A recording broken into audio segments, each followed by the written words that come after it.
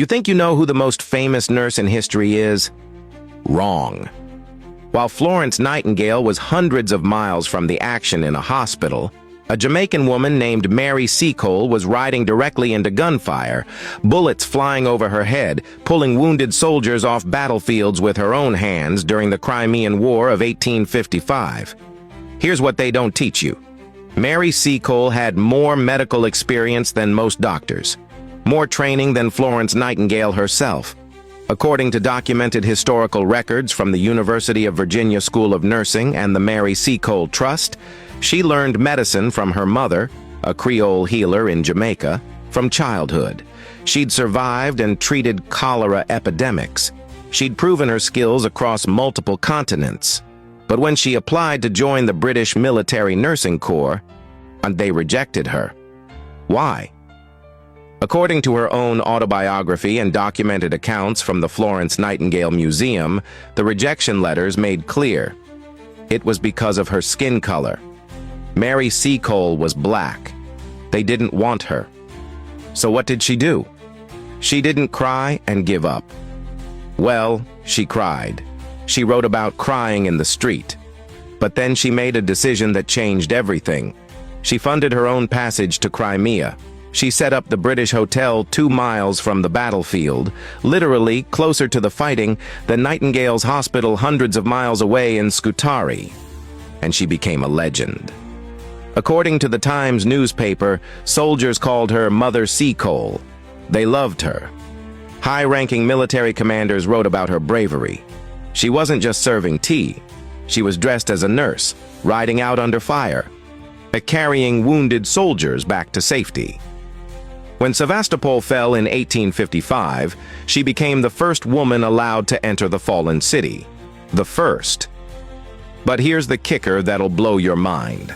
By the end of the war, Mary Seacole was just as famous as Florence Nightingale. The Times demanded publicly, how could anyone forget what Mary has done and only praise Florence Nightingale?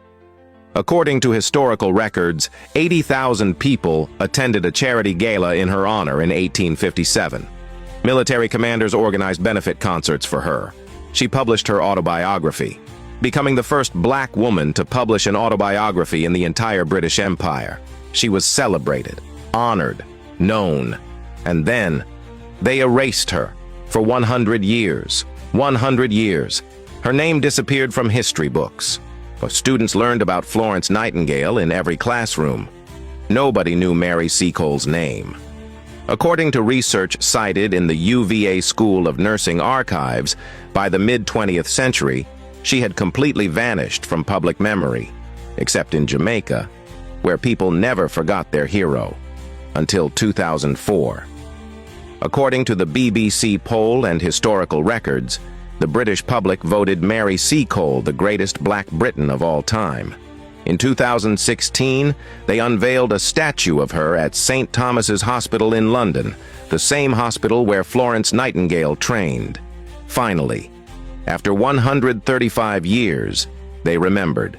But ask yourself this: how many people do you know named Mary Seacole? Now ask how many people you know named Florence Nightingale. That's the difference between being remembered and being erased. That's the difference between a name in every history book and a name nobody knows. Mary Seacole dodged bullets. She saved lives. She funded her own mission when governments rejected her. She became as famous as the woman they chose instead of her. She published the first black female autobiography in British history. And we forgot her completely.